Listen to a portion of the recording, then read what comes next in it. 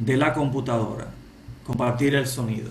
Pero lo voy a bloquear por el momento, les decía, solamente voy a estar hablándoles yo para que podamos sacar el mejor provecho. Eso dura apenas 3 minutos y pico, 4 minutitos, no es muy largo. ¿Lo pueden ver la pantalla? Sí. Ecografía Sí, pélvica de un útero didelfo. Un útero didelfo es la palabra subseto, didelfo. Comenzando a ver el área del cuello, vamos a parar la imagen ahora mismo, fíjense. Él ingresó para mostrar un corte longitudinal, lo ven aquí, longitudinal del útero, donde vemos el orificio cervical, trayecto permeable en ese caso de esta paciente, lo ven aquí. Cuando un cervix está permeable, es tan fácil observar ese canal anecoico como un hilo delgado, como un túnel, que nos dice que la paciente tiene el cervix permeable. Ese detalle es sumamente importante y le voy a explicar por qué. El cervix puede estar permeable en una fase menstrual. Si a ti te toca hacer una sonografía a una paciente que está menstruando, que 100% se puede realizar, porque la presencia de sangre y líquido es un buen transmisor de la onda ultrasónica, es un buen conductor. Muchas veces las mujeres te preguntan, doctor, yo me llegó la menstruación y yo tenía que hacerme una sonografía, voy a tener que esperar que se me quite. Y tú le dices, no, no, no, no. Al contrario, nos favorece. El sangrado menstrual nos favorece. En el caso de que ella le urja ese estudio, ella se lo puede realizar inmediatamente sin ningún tipo de inconvenientes. Al igual que la paciente que está abortando, que está sangrando, que tiene un aborto en curso, pues también nos favorece el sangrado del aborto porque hemos aprendido que los líquidos son una buena ventana acústica del ultrasonido. Permite una transmisión rápida de ida y regreso, de ida y retorno. Entonces, le mencioné que una de las condiciones donde podemos encontrar el cervix permeable es durante el proceso menstrual, que en este caso, viendo este tipo de endometrio, ¿quién me dice qué tipo de endometrio tenemos acá? el trilaminar, doctor. Trilaminar, Ese excelentísimo. pilar. Ya lo han aprendido 100%. Miren, observando esa foto, que usted no la hizo la sonografía, si un colega le muestra una foto así, de un útero en long o un útero en trans, observando esas tres capas, yo descarto mil cosas. Primero descarto embarazo, que lo he dicho siempre. Cuando hay tres capas, fuera embarazo. Totalmente negativa esa prueba de embarazo. Porque es un endometrio que nos indica que está ocurriendo una maduración folicular, un proceso periovulatorio, un proceso de maduración a nivel ovárico. Entonces, llama la atención esta permeabilidad del cuello en esta etapa de esa paciente, por supuesto, porque casi nunca se ven permeables. Y otra de las condiciones en que podemos ver un útero con un cervix permeable, o sea, un canal cervical permeable, es en la incompetencia cervical durante la gestación. Repito de nuevo, si me llega una paciente con manchado, con dolor en bajo vientre, un manchado marrón oscuro como borra de café, y aquí yo estoy viendo un pequeño saquito Viejo, de por tu trabajo, por estacional, favor. repita por favor que no le escuchamos. ¿Quién habla? Ok, retomando la idea para que no se nos vaya. Otra de las condiciones importantes, decía yo, cuando vamos a observar un cervix permeable, como lo vemos acá, permeable, ante la presencia de un pequeño saco gestacional de 4, 5, 6 semanas, es la incompetencia cervical. Porque durante la gestación, en la etapa temprana del primer trimestre, el cervix debe de estar largo de 4 a 6 centímetros en promedio y cerrado, sellado, con su tapón mucoso y perecogénico en todo el centro del trayecto. ¿Ven qué interesante ese comentario viendo ese cuello? O sea, vamos a pensar en dos cosas. O la paciente está menstruando con un endometrio finito, que no es el caso de esta paciente, tendría una sola línea central y delgada conectada directo al canal y el canal se vería permeable y cuando sacamos el transductor estaría embarrado todo el preservativo de sangre roja, rutilante y bonita. Nos estamos ante un evento menstrual normal, con un cervix abierto, como es natural en esa fase. Sin embargo, si nos llega una paciente, repito, que tiene amenorrea, que tiene prueba de embarazo, que sabe que está embarazada de escasas semanas, que pudiera ser un poco más semanas, no importa, porque la incompetencia cervical puede afectar todo el primer trimestre y al final puede requerir de un cerclaje. Entonces, en esa etapa primera del primer trimestre del embarazo, si nosotros encontramos un cuello así, permeable, y encontramos el saco gestacional con su embrión, su vesícula vitelina, etcétera, etcétera, estamos ante una amenaza de aborto. Entonces, ¿qué tenemos que hacer? Medir el largo del cuello, la longitud del cuello desde el orificio cervical externo a orificio cervical interno, que sería aquí más o menos. Miren la caída del útero donde llega la serosa, y de aquí ya comienza a ver uno el orificio cervical interno y el orificio cervical externo. Entonces, ¿yo qué haría? Pondría mi caliper aquí y mediría de aquí a aquí y vería cuánto me da ese cuello. Si el cuello me da menos de 2 centímetros, es un cuello acortado, es un cuello corto para esa edad de la gestación. Y además mido la dilatación que hay en el trayecto del cervix. O sea, yo pondría primero la longitud y luego el ancho del cervix, del canal, y lo voy a reportar así mismo.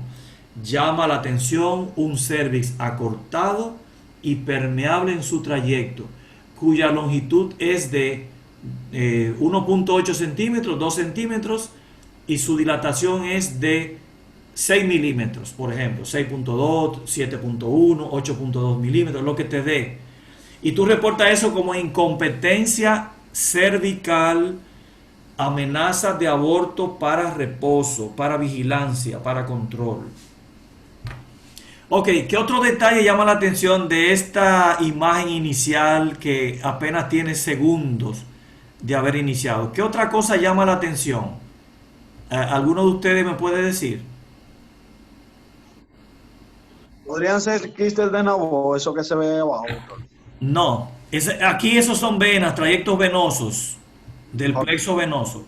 Pero no le llama la atención la posición del útero, porque el cuello está aquí, arriba. Iba a decir porque generalmente del otro lado, pero pensé que era la toma. No sé. Sí, No, vamos a verlo, vamos a ver el útero, desarrollo para que ustedes se den cuenta cómo está ese cuello, ese útero. Miren, el cuello está arriba. Ok, fíjense que él hace una medición del útero, presenta el canal y la línea. Ahora estamos en el corte transversal. Fíjense qué interesante. Vamos a devolverlo un poquito. Ahora estamos haciendo un paseíto al corte transversal. Todo esto son vasos periféricos del miometrio, del plexo venoso, que en las mujeres multíparas, otro detalle importante que les voy a comentar, en las pacientes multíparas puede verse un plexo bastante dilatado, tortuoso y varicoso en la periferia del útero. En la parte periférica del miometrio podemos tener esos gusanotes grandotes, llamativos, trayectos varicosos de una paciente multípara que ha parido 4, 5, 6 veces y ese útero ha sido sometido a este crecimiento y a esta regresión o involución en reiteradas ocasiones. Entonces, en esta toma del transversal, si se fijan, volvemos a identificar el tipo de endometrio, claramente. Una capa anterosuperior o anterior, una capa media y una capa posterior. Es un endometrio trilaminar, claramente. Vuelvo y repito, eso descarta embarazo 100%. En ningún embarazo, aunque haya amenorrea y la paciente diga, mira, yo tengo 2 meses que no menstruo, pues busque otra explicación, porque la explicación de eso no es el embarazo, porque el endometrio me lo está diciendo a mí claramente. Ahí lo vemos en LOM, las capas, la permeabilidad del cuello, la zona central que es la más ecogénica, decíamos, y luego venimos a ver en el corte transversal las 3 capas de nuevo para medir desde arriba serosa anterior a serosa posterior y de cuerno a cuerno y luego medir el grosor del endometrio. Pero ahora ocurrió un evento ahí. ¿Quién me dice qué está pasando ahí?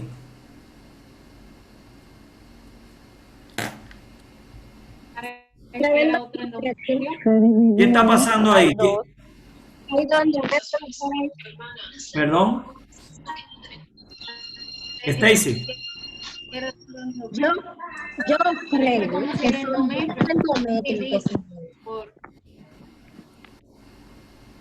Vamos a ver que hablemos de manera individual porque se mezclan las voces y no escuchamos bien. Vamos a darle paso a Stacy a ver su consideración. ¿Qué te llama la atención ahí, Stacy, en ese plano? Yo veo 2 endometrios. 2, hay una separación por un septo o tabique, lo ven acá, que subdivide el útero en 2 cavidades. ¿La ven aquí? Esta y esta. Voy a regresar un momentito al inicio, fíjense. De inicio vemos un solo, pero cuando el autor, el ecografista va penetrando en dirección hacia la región central y fúndica, entonces miren lo que ocurre.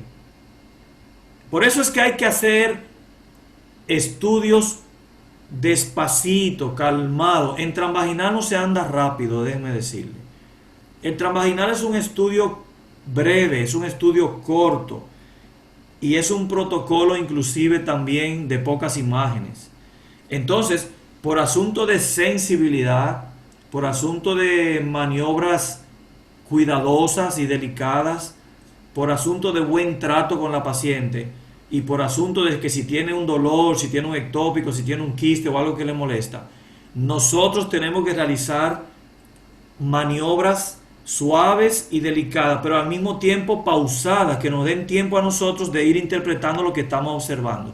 Fíjense ahora, cuando continúa la exploración, que él va penetrando, hay una separación perfecta. Mírenlo ahí, 100% a la derecha una cavidad y 100% a la derecha otra cavidad. Ese es un diagnóstico muy fácil, aunque nunca en la vida lo hayan visto. Ya ustedes hicieron el diagnóstico de útero didelfo de doble cavidad. Conociendo lo normal, aprendemos lo anormal. Fíjense aquí, él sigue entrando, separando. Lo ideal es salir completo, ¿verdad? Hasta el fondo.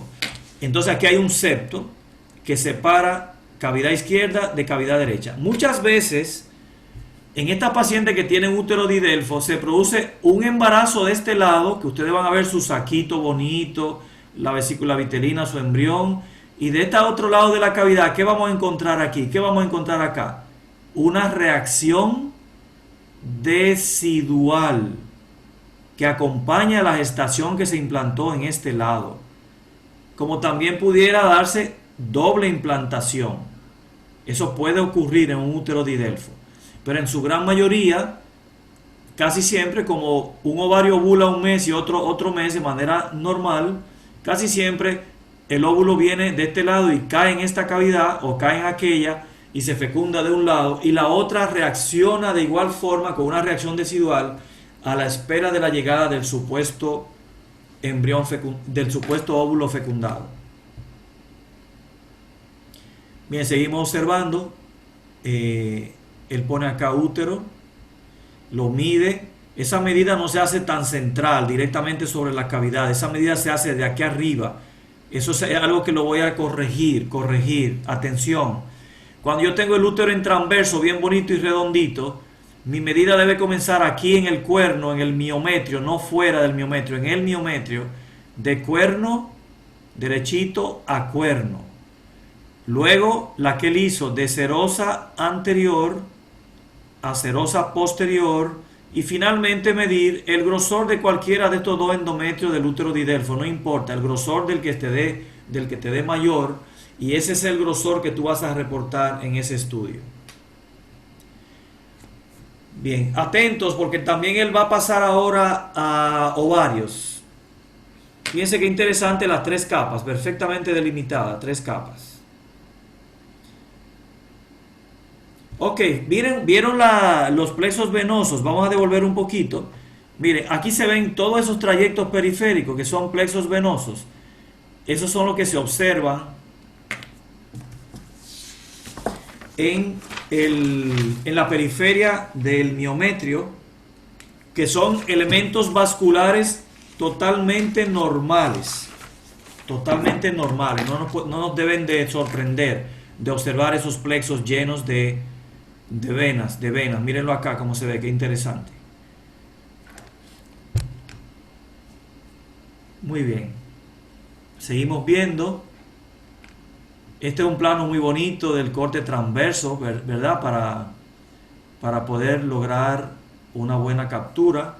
Ahora vamos a irnos a observar anexos. Fíjense que algo interesante que les voy a comentar. Ya está apareciendo el ovario derecho. Recuerden que nosotros estamos utilizando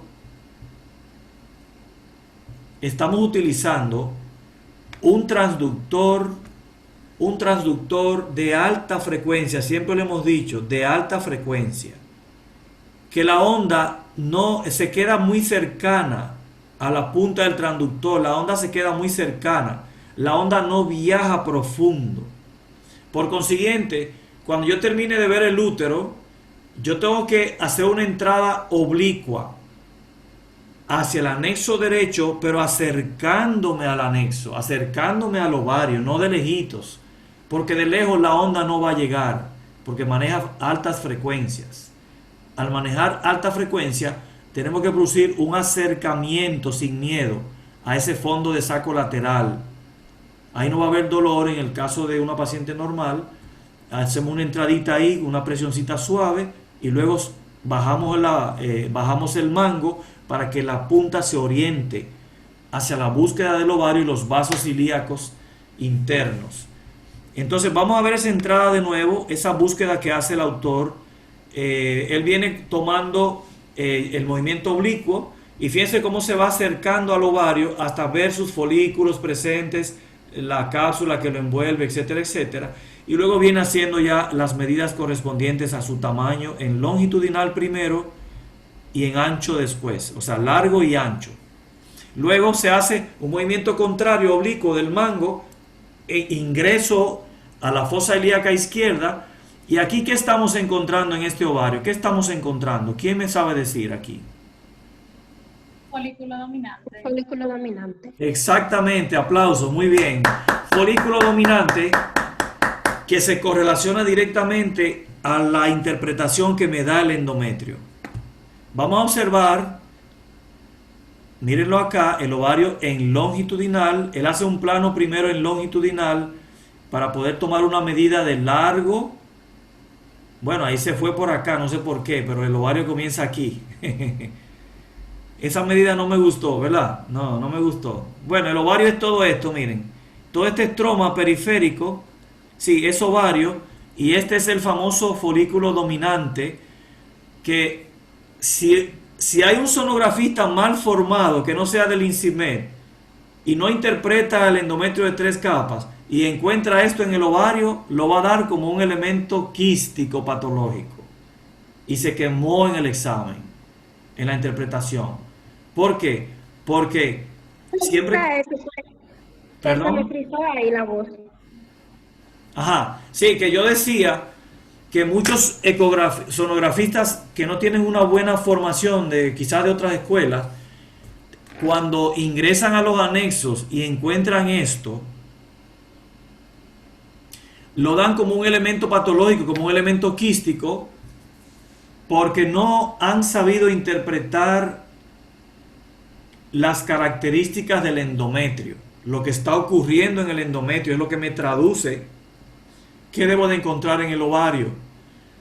Entonces, como ustedes decían, como yo tengo un endometrio 3 capas, trilaminar, periovulatorio, por lógica, yo debo de estar a la expectativa de encontrar un folículo dominante en cualquiera de los dos ovarios. En este caso lo encontramos en el ovario izquierdo. Todo esto es estroma ovárico periférico, ¿lo ven aquí? Eso grisito suave.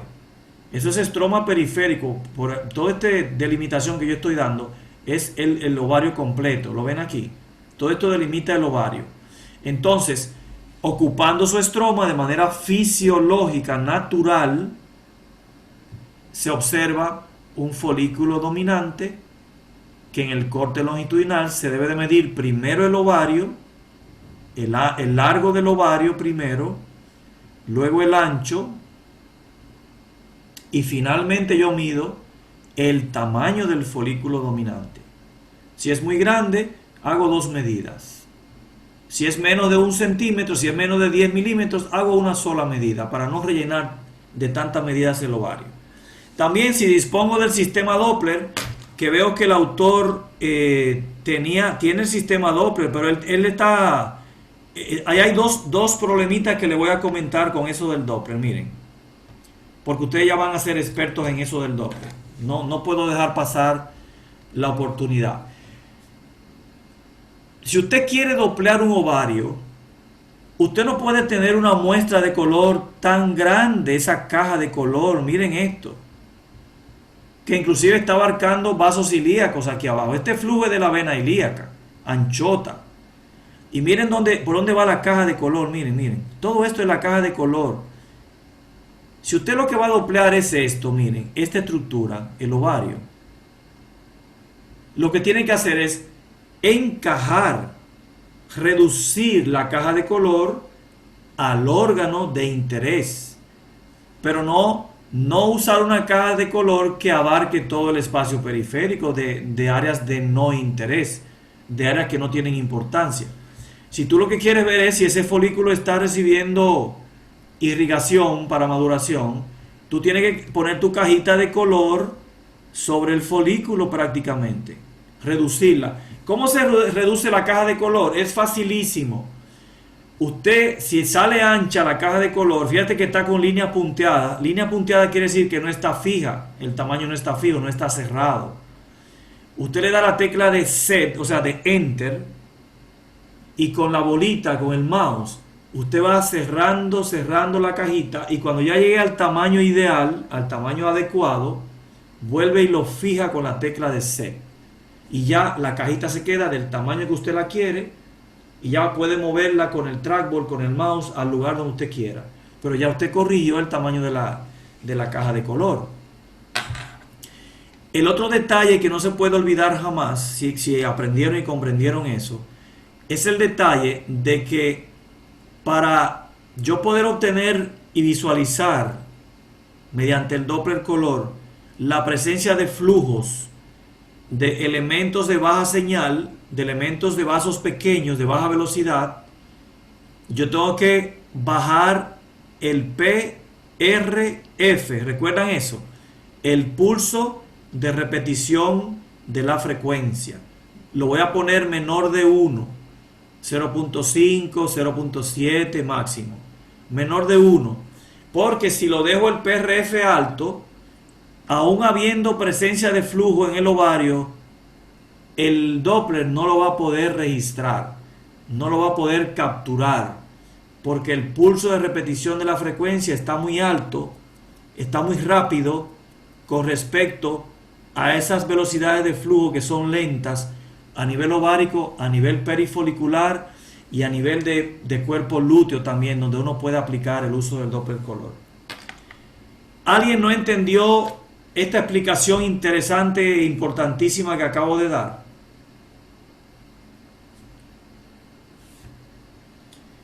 Qué bueno, aparentemente todo el mundo lo entendió y debe de aplicarlo en la práctica, porque no es solamente para aprenderlo, sino para ponerlo en práctica.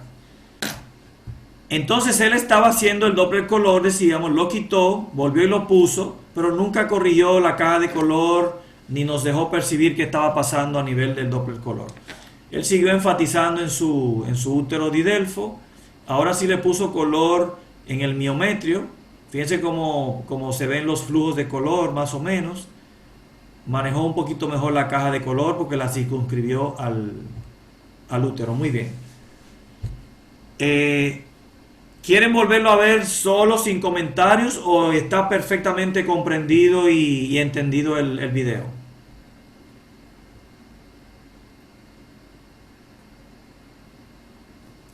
Los que quieran hablar tienen que prender su micrófono. Si no hablan, entiendo que todo está bien.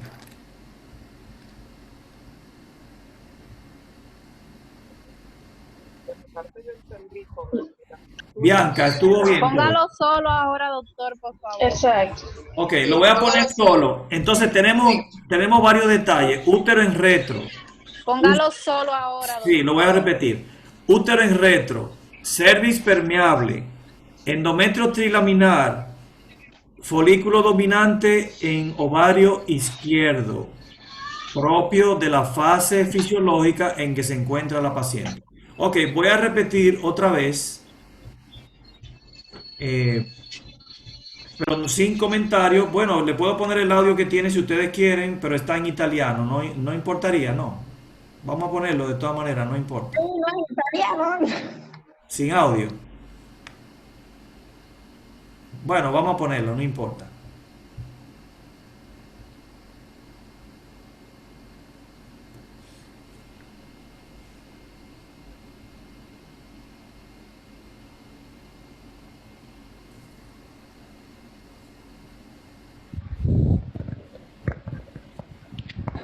Gentile collega, pongo alla tua osservazione il caso di una giovane donna al 13° giorno del ciclo.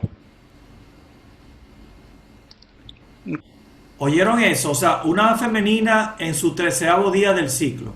Questa proiezione longitudinale possiamo osservare miometrio Útero esente da longitudinal, lesioni, un miometrio profilo endometriale regolare, y el endometrio trilaminare, regular. nel quale non si osservano alterazioni. No se observan alteraciones en el endometrio. 3 capas. Eccoci invece all'osservazione delle scansioni trasverse, Corte transverso. partendo dal collo, risalendo a livello del corpo e del fondo, osserviamo lo Está saliendo del cuerpo hacia el fondo, observando. sdoppiamento del profilo endometriale. È evidente all'interno dello sdoppiamento del profilo endometriale del miometrio, che dopo osserveremo essere Perfetto. esente da formazioni vascolari importanti. In questa scansione è evidente il doppio profilo endometriale. La diagnosi differenziale con l'utero bicorne si pone con la classica immagine che porta l'utero bicorne, cioè la maschera di Pulcinella. Come possiamo vedere nell'immagine non abbiamo la classica immagine a maschera di Pulcinella, ma il miometrio appare ben evidente nell'ambito delle due formazioni endometriali.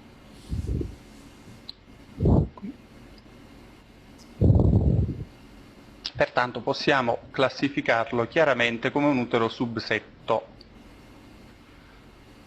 In queste immagini andiamo a valutare gli annessi. Va nell'annesso con il pare regolare sia per forma ovario che derecho. per dimensioni, De morfología y anche forma per adecuada. ecostruttura follicolare nella Con su norma. estructura folicular en el interior. A livello dell'annesso di destra osserviamo follicolo dominante. Ci troviamo in 13ª giornata, quindi dimensioni prossime allo scoppio. E al di sotto dell'annesso un vaso, non si tratta di una formazione annessiale, un vaso pelvico regolare.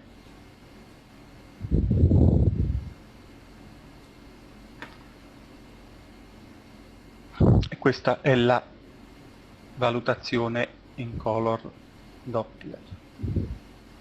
Ahí él no insistió mucho, no se detuvo mucho. La valutazione color flussimetrica in ambito uterino ci consente di evidenziare, come dicevamo prima, l'assenza di vasi significativi importanti. Muy bien. Ok, pues ahí terminamos la primera fase de la noche. Vamos ahora a compartir un poquito de material que tengo preparado para continuar unos minutos más respecto al tema de miomatosis. Les decía que de cada 10 mujeres, en nuestra experiencia, 6, casi 7, presentan la condición de miomatosis. Formaciones de masas en diferentes lugares del miometrio, de distintos tamaños, como dice ahí, textura. La mayoría de la textura de los miomas son más hipoecogénicas que el propio miometrio. Eso nos ayuda a identificarlos. Y también pueden algunos tener una ecotextura heterogénea cuando ya su tejido tiene mucho tiempo deformado y va dando cambios internos. Y aparte de otros que se pueden hacer acompañar de calcificaciones periféricas o internas por degeneración cálcica del elemento miomatoso. Fíjense que la mayoría de los miomas, cuando ya tienen mucho tiempo deformado, sufren muchas degeneraciones. Se mencionan en la parte de ginecología degeneración roja, degeneración necrótica, degeneración cálcica. Hay una serie de clasificaciones ahí de cambios internos que se pueden producir a nivel del elemento miomatoso. Fíjense que tenemos en la clasificación de acuerdo a la localización de los miomas, de acuerdo a su ubicación, tenemos el subseroso, que es el que se localiza a nivel de la superficie uterina y que deforma el contorno. La arquitectura uterina se altera en el lugar donde crece ese mioma llamado subseroso. ¿Y por qué subseroso? Porque él crece debajo y presionando y deformando la serosa uterina, la membrana o capa que recubre el útero. Y es el de mejor pronóstico de todos los miomas, desde el punto de vista de que no va a ocasionar ninguna alteración menstrual, ninguna alteración de sangrados uterinos anormales, ni tampoco va a tener interacción ni perjudica la evolución de la gestación en ninguna de sus etapas. Por supuesto, hay algunos que son pediculados, algunos miomas subserosos pediculados, que como su nombre lo dice, tienen un pedículo que los nutre y ellos cuelgan de ese pedículo en la cavidad abdominal y tienden a crecer marcadamente, inmensamente, adquieren unos tamaños de hasta libras, porque se oxigenan y reciben nutrición a partir de la presencia de ese pedículo. Fíjense que aquí dice que no producen sangrado, ni tampoco infertilidad, ni abortos, porque están muy retirados de la cavidad uterina. Si este es el útero, por ejemplo, y este es el cuello, y este es el fondo, los miomas subserosos son elementos que crecen hacia afuera. O sea, fíjense, son como bolitas, elementos que crecen por fuera del útero. O sea, lo deforman. Crecen por fuera, se proyectan por fuera, en la superficie.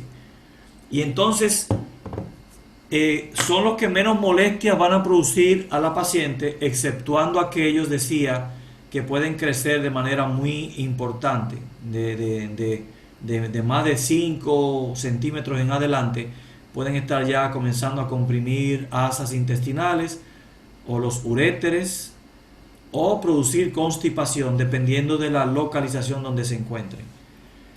El segundo tipo en la clasificación es el mioma intramural, que crece y se forma en el miometrio, en la pared del músculo uterino, en la pared miometrial. Por eso se llama mioma intramural. Y dependiendo de su tamaño, este puede comprimir o no el endometrio, dependiendo. La mayoría no lo hace. La mayoría se limita al músculo uterino.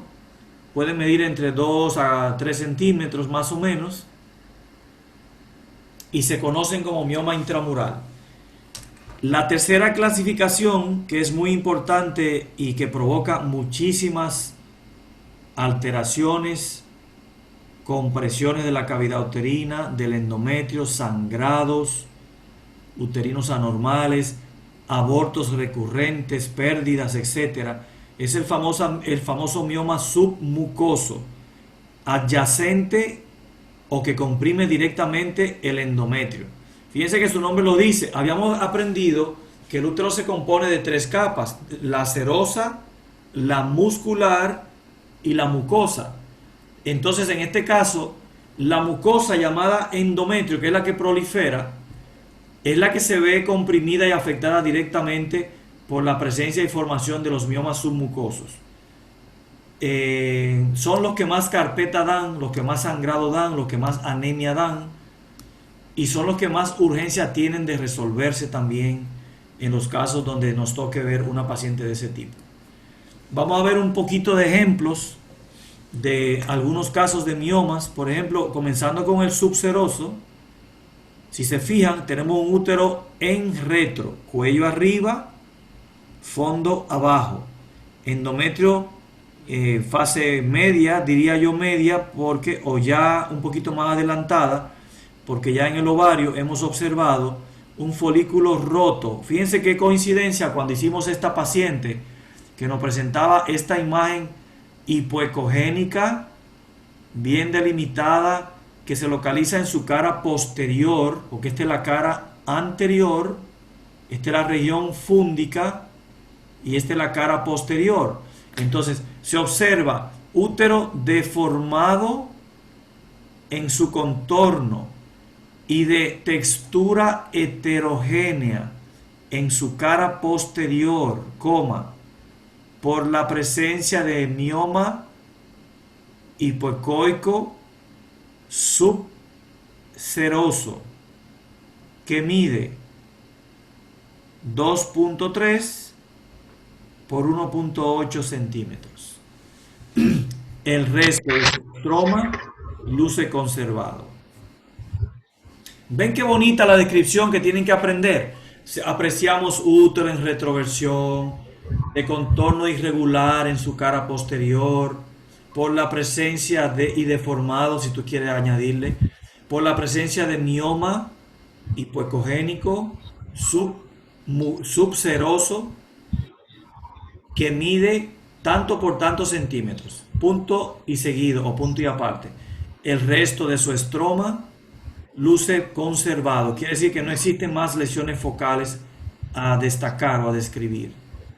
Luego pasamos a hablar del endometrio, luego pasamos a las medidas uterinas, de largo, alto y ancho y el grosor del endometrio, y finalmente nos vamos a describir los anexos, que en este caso yo decía que coincidencialmente esta paciente con ese endometrio bastante marcado nos estaba presentando una ruptura folicular en el momento del estudio. Fíjense que la pared del folículo aquí no se continúa, está incompleta, ¿verdad? Hay una discontinuidad de la pared, al igual que aquí, que nos dice que ese folículo rompió, y fíjense cómo el líquido sale hacia afuera del trayecto ovárico y tubárico por la salida del óvulo hacia el encuentro con el esperma o hacia la pérdida con la menstruación. Aquí tenemos una imagen bien fea. Debo decirles precisamente que la miomatosis uterina es la condición más fea de evaluar un útero, es la que más horrible se ve. No intenten embellecer eso con nada. Por más recursos de calidad de imagen que usted vaya a utilizar y por más ganancia y qué sé yo qué cosa, el útero sigue siendo feo, sigue siendo miomatoso, sigue siendo un útero deformado, de contorno irregular, con múltiples masas en su interior que deforman su arquitectura. Lo que quiere decir que así mismo se tiene que describir. Si está aumentado de tamaño, poner aumentado de tamaño. Como este, por ejemplo. Fíjense, este útero tiene de longitudinal, midió 12.6, porque tiene un mioma aquí, tiene otro mioma acá, y la presencia de esos elementos aumenta el tamaño del útero.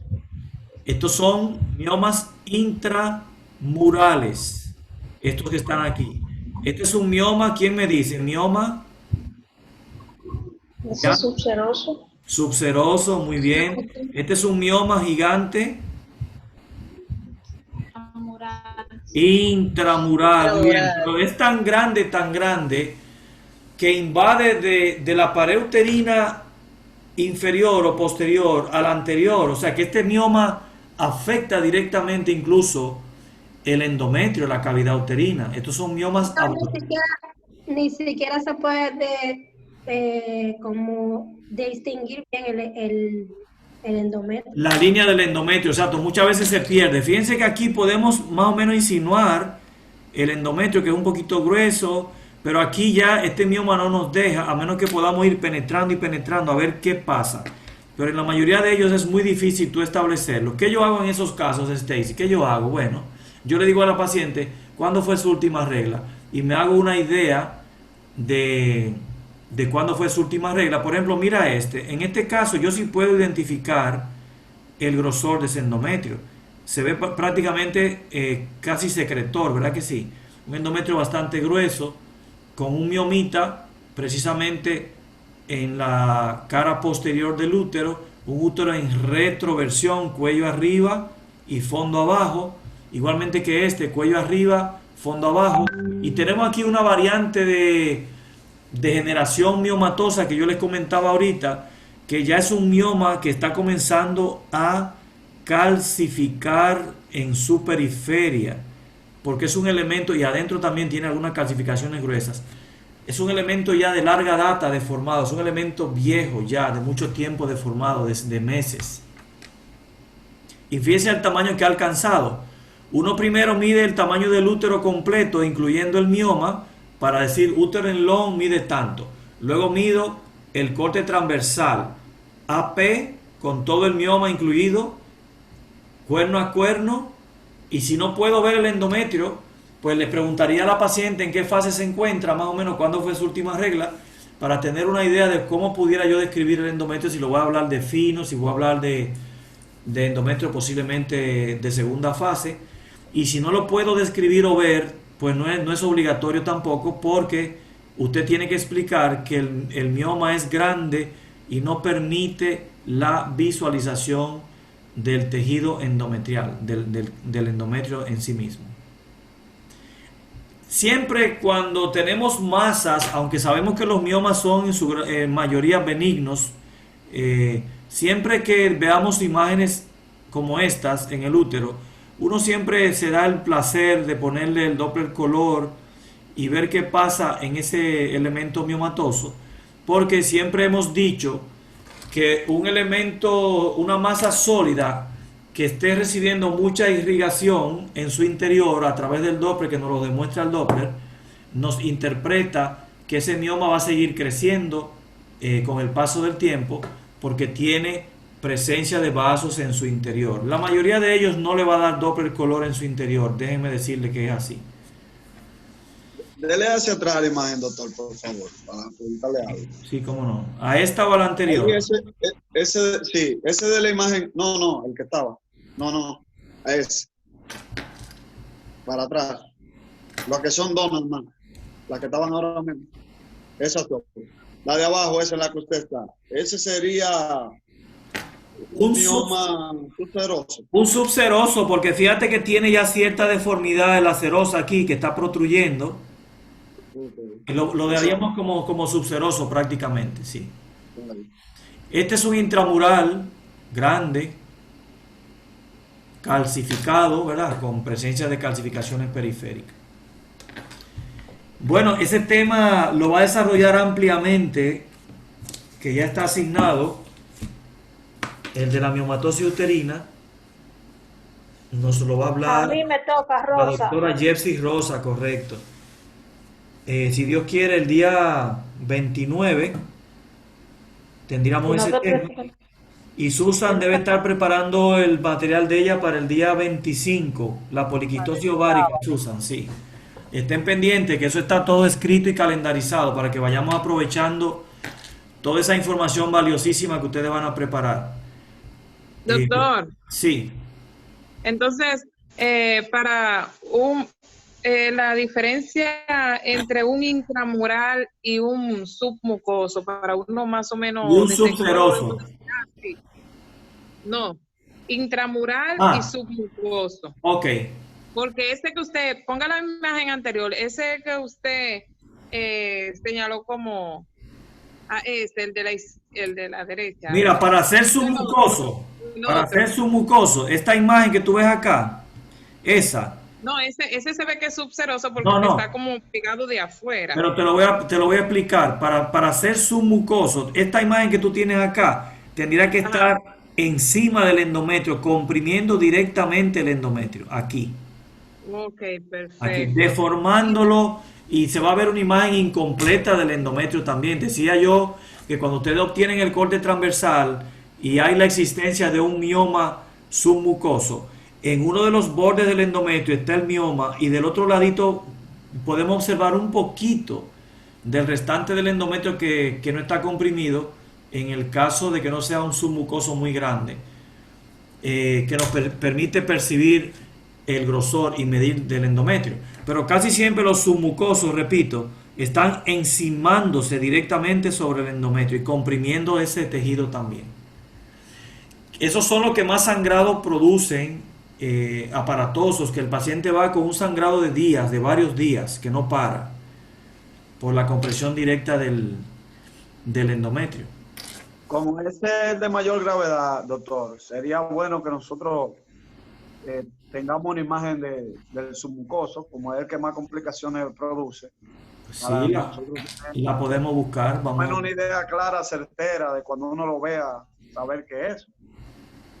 Vamos a buscarlo. Es que estoy grabando, no puedo minimizar la pantalla. No tiene que ser ahora, después lo vemos. Sí, se va a ver porque más adelante vamos a tener esa información compartida.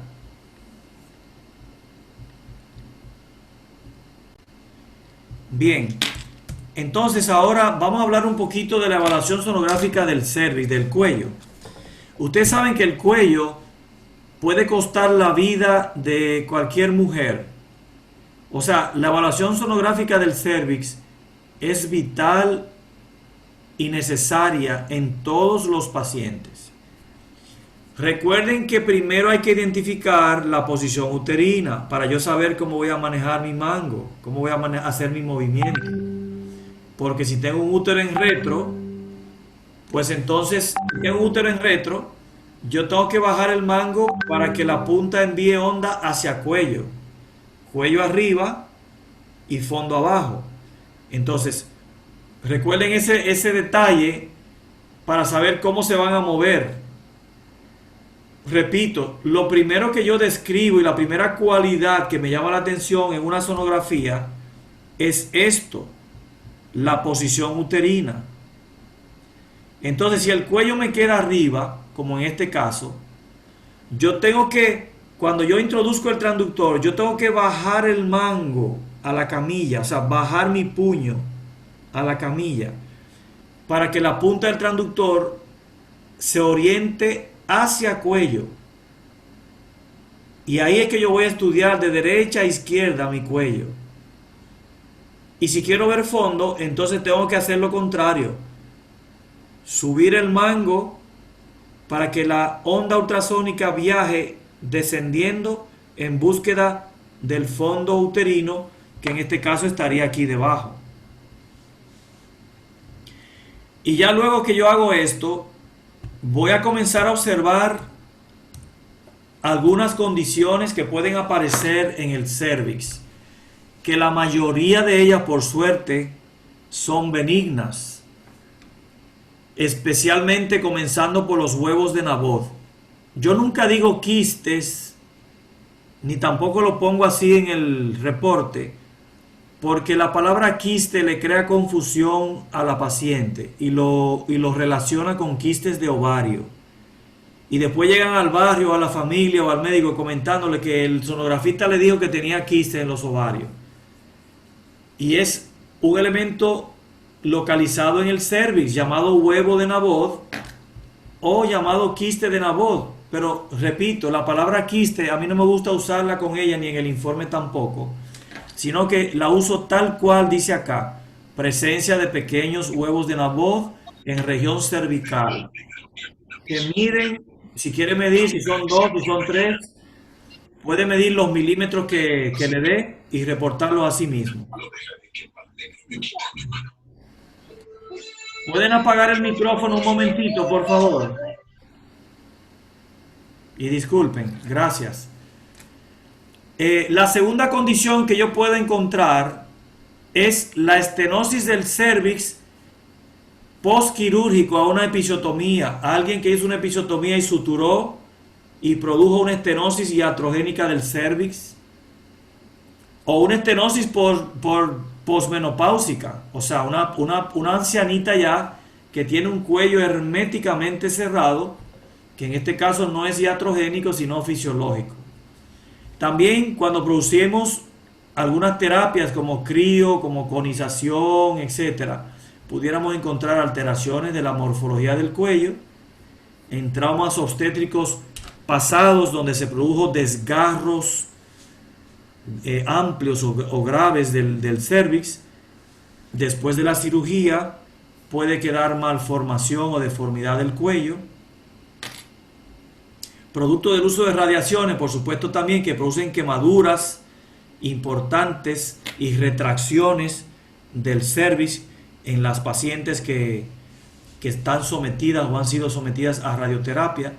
También yo me he dado cuenta en mi experiencia que las pacientes que han tenido ya más de 2, 3 cesáreas, al haber hecho tantos cortes ahí en el cuello, arriba, y suturar, cortar, suturar, eso hace que el cervix llegue a un momento en que se elonga y el cuerpo uterino se ve pequeñito. Eso me ha tocado verlo muchas veces en pacientes que han tenido múltiples cesáreas.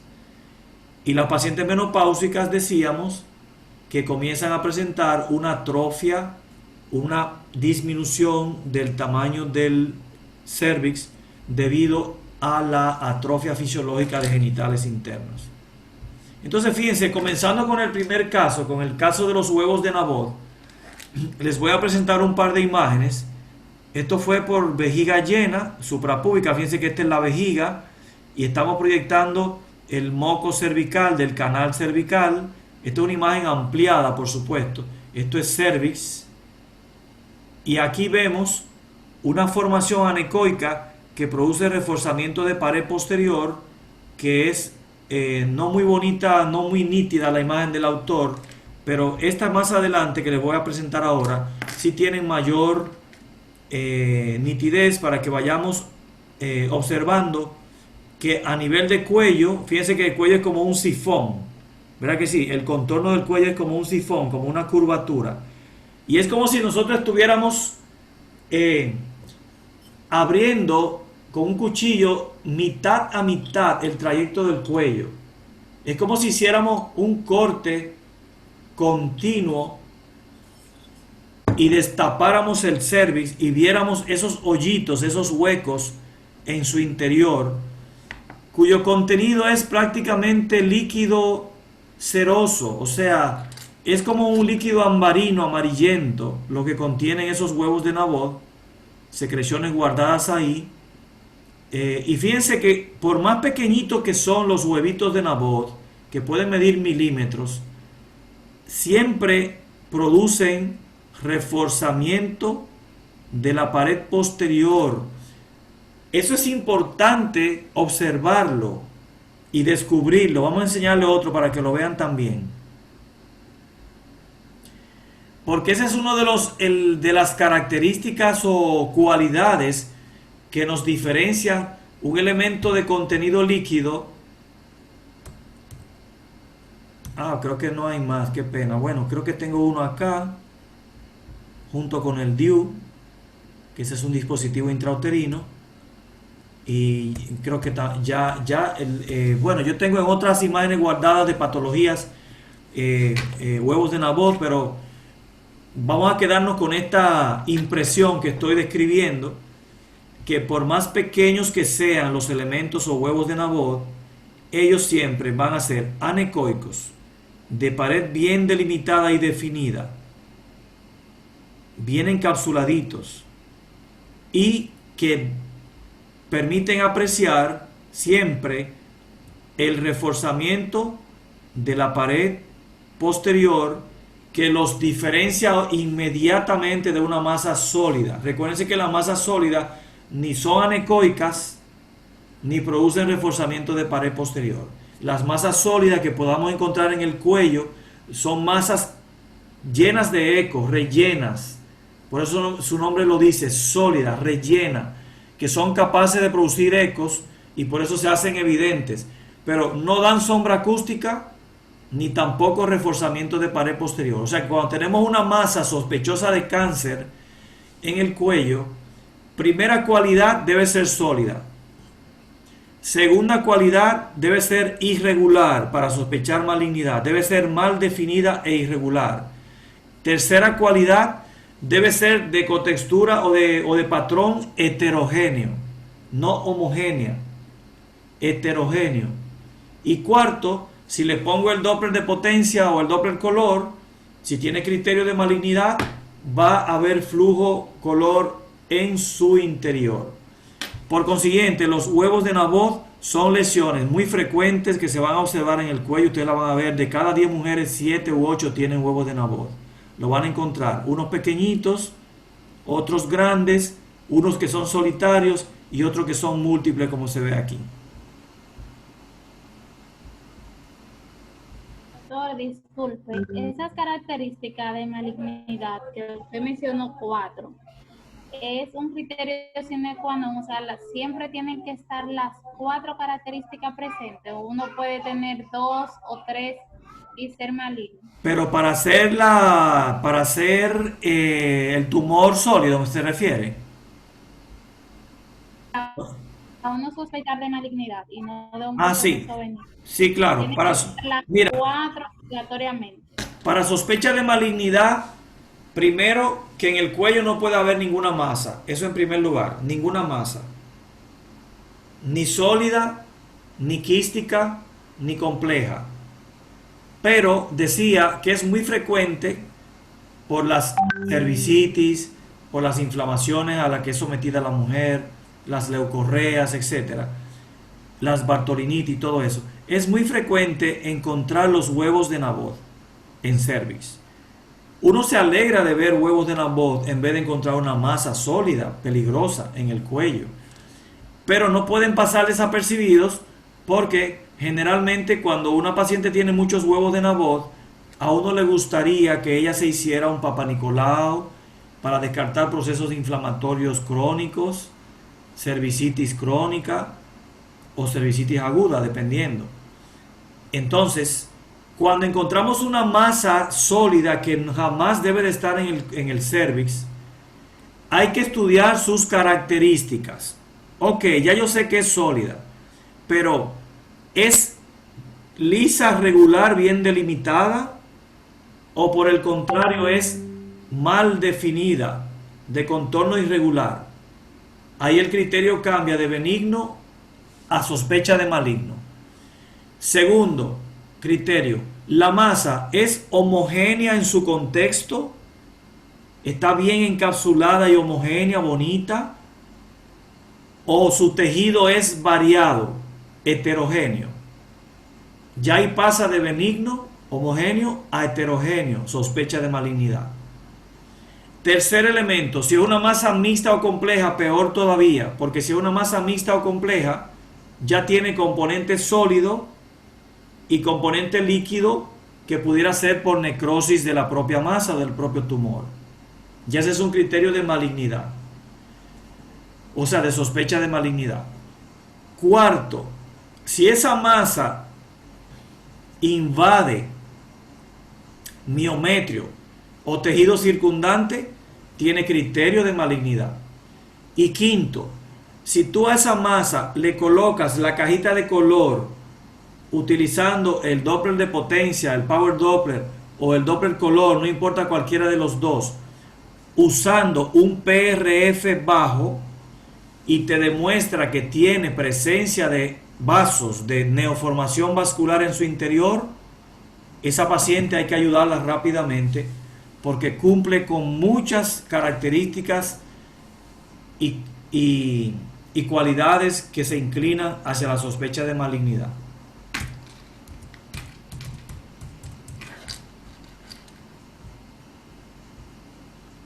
Muy bien.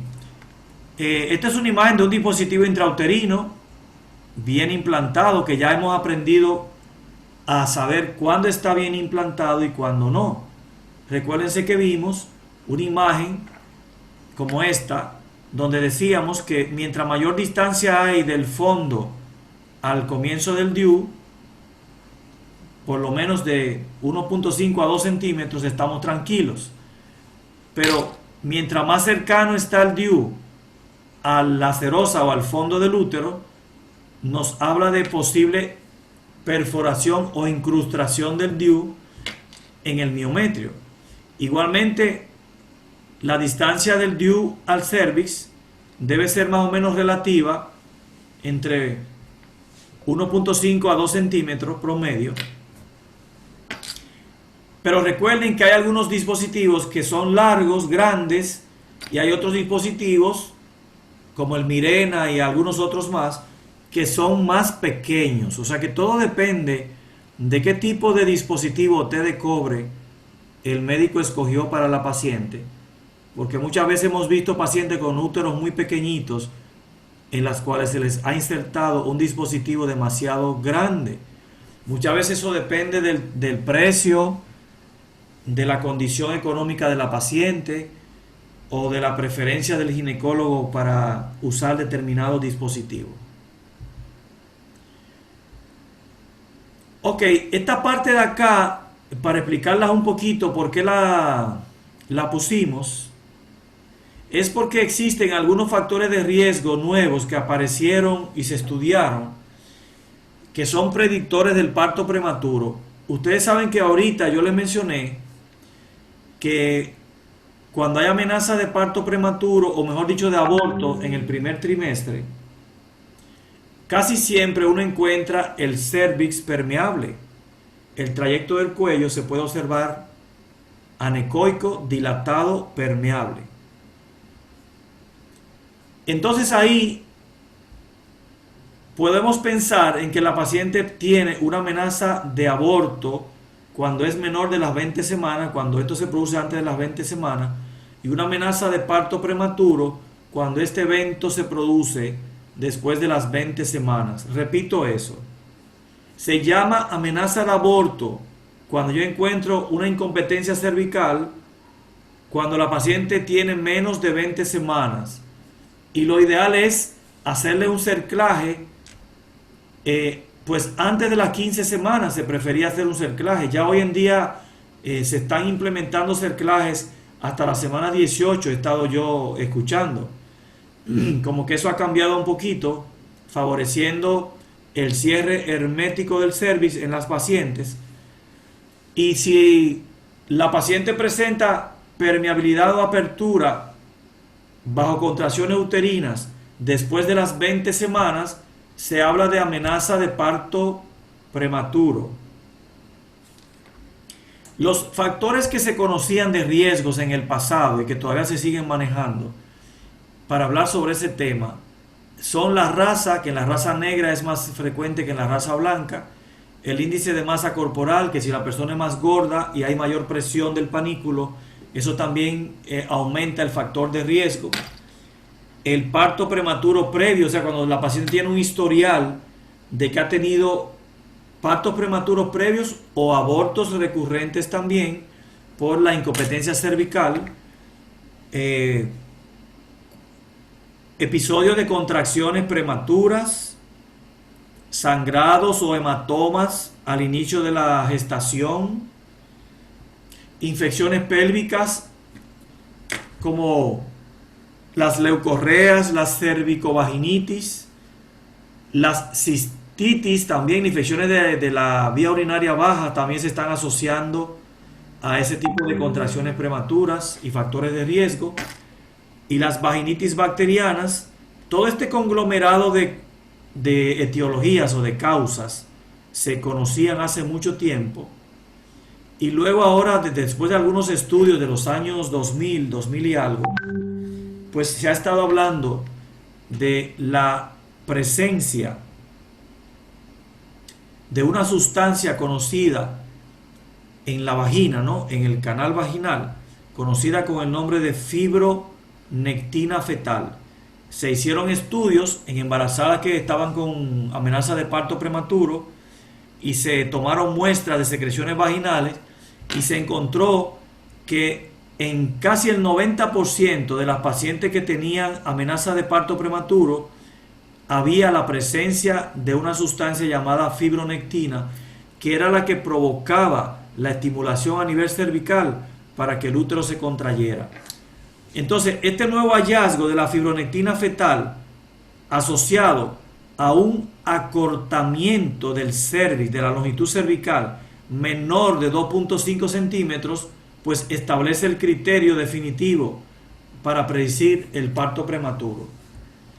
Yo no sé si lo expliqué bien, si lo asimilaron bien el concepto, si están claros en el comentario que les hice respecto al tema, y si no, pues les doy la oportunidad de que puedan intervenir ahora. Les pongo el ejemplo de una tabla que tenemos acá, donde tenemos el historial de parto prematuro, la longitud cervical y la evaluación de la presencia de la fibronectina. Fíjense que cada elemento se comporta en una semana y otra de manera en porcentajes diferentes. Fíjense que la fibronectina antes de las 32 semanas, en un parto prematuro, puramente prematuro, estuvo presente en el 13%, el acortamiento de la longitud en el 8% y la historia de parto prematuro previo un 6%.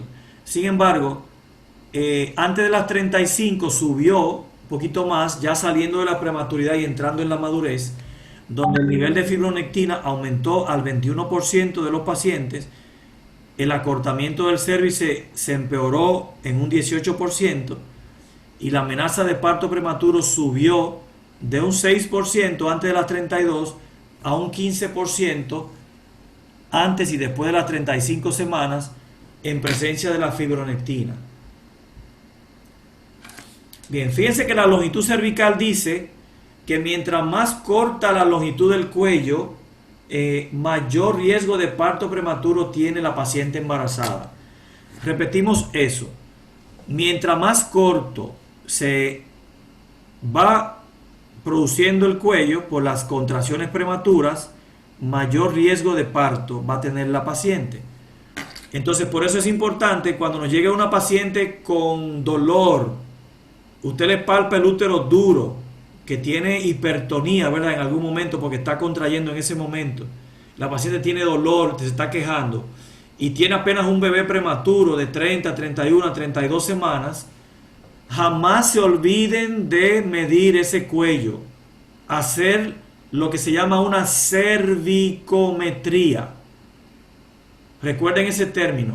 Cervicometría se define como la medición de la longitud cervical, y también aprovechamos para evaluar si ese cuello aún mantiene su trayecto cerrado con el moco cervical en el interior, o si por el contrario observamos que el cuello está permeable. Porque si el cuello está permeable, aunque no esté acortado todavía, ya a mí me preocupa. Para mí eso es una amenaza de parto prematuro porque hay un cervix permeable. Ahora bien, cuando la paciente combina las dos condiciones, los dos hallazgos de un cervix acortado menor de 2.5 centímetros y al mismo tiempo veo un canal permeable, pues ya esa paciente tiene un peor pronóstico porque está combinando las dos alteraciones simultáneamente.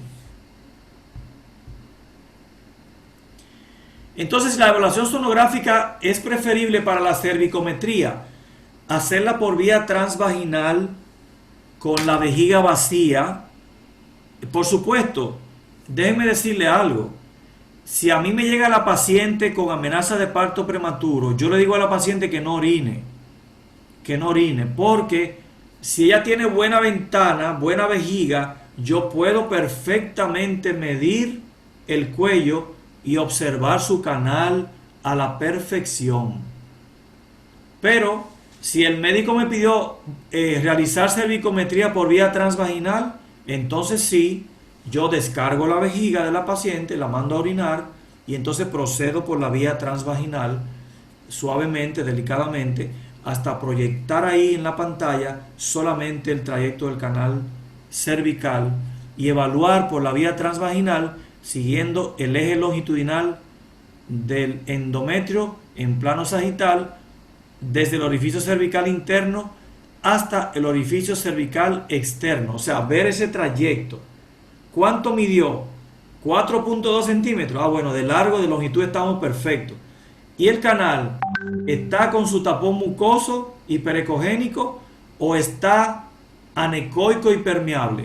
Esas son cualidades que hay que describir cuando hablamos de la condición cervical, midiendo la longitud, repito, desde el OSI, orificio cervical interno, hasta el orificio cervical externo.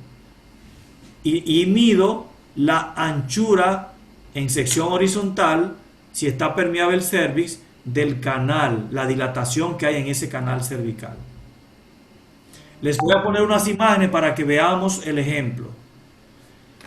Si yo tengo vejiga llena en una paciente que esté embarazada, bueno, pues yo aprovecho mi vejiga, es una buena ventana. Fíjense que acá yo tenía una paciente con un cuello bastante bueno, largo. Aquí yo puedo ver los centímetros. Miren, cada bolita de esa, cada puntico de eso es 1 centímetro. Ella tenía 1, 2, 3, 4 centímetros tenía ella. Esta es la línea de la vagina, del canal vaginal. ¿La ven aquí? Perecogénica. La línea del canal vaginal. Y aquí comienza la curvatura del cuello, el sifón. ¿Lo ven aquí abajo? Qué bonito. El sifón, el trayecto cervical y la vejiga dando una excelente ventana. Este cervix está largo y con la presencia de su moco, de su tapón mucoso cervical y perecogénico en su trayecto. Sin embargo, este cuello, si ustedes ven este cuello, se observa un trayecto oscuro y hipoecogénico, muy discreto, por cierto, todavía. El cuello luce de buen largo, ¿verdad? De buena longitud.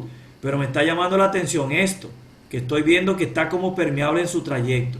Si vemos esta otra imagen, que es ya severamente abierto, totalmente abierto el canal, es muy fácil de entenderlo. Fíjense que esta es la cabeza del feto,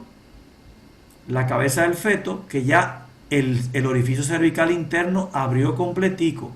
Fíjense cómo se despegan las paredes de un lado y otro del orificio cervical interno hasta llegar al orificio cervical externo en forma, como dice aquí, de embudo. Fíjense que aquí está ancho el embudo, ¿verdad?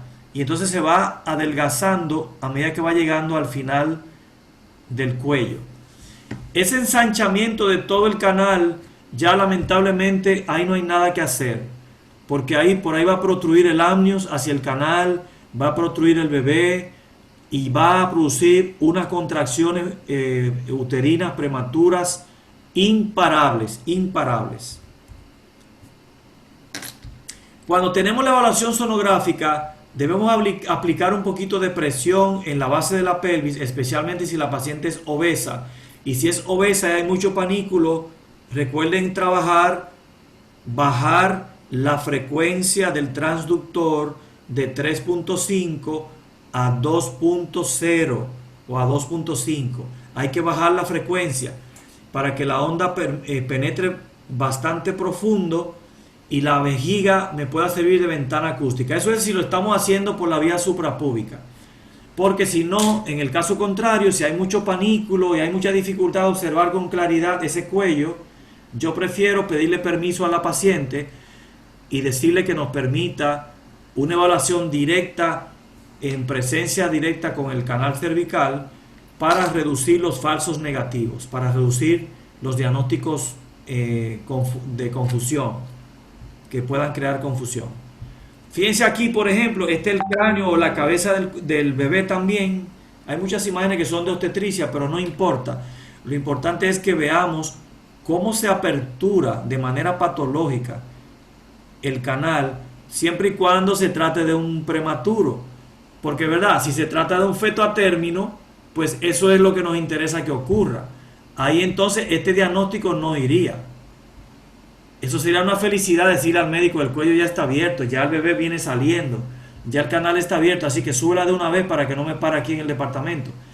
Pero cuando es en el primer trimestre, amenaza de aborto, incompetencia cervical, con cervi totalmente abierto, canal cervical totalmente abierto, que sería una pena, ¿verdad? Porque es un bebé recién formado, un bebé del primer trimestre. Si es en el feto prematuro, que nos encontremos este detalle, en un feto prematuro de 30, 32, 33 semanas o menos, también sería lamentable, porque ya ahí no se podría hacer ningún tipo de maniobra tipo cerclaje tampoco. Aquí, bueno, aquí tenemos, fíjense, aquí tenemos un proceso que me luce ser también de incompetencia, siempre y cuando sea prematuro, repito, porque si es bajo labor de parto de un producto de término, pues miren que ya la cabeza viene comprimiendo, y eso hace que el cuello se vaya borrando, hasta que se pone delgadito, así, y ya comenzamos a ver la permeabilidad de la apertura del canal por donde va a salir la cabecita del bebé, que ya en este caso se ve prácticamente una protrusión del amnios hacia el canal de salida.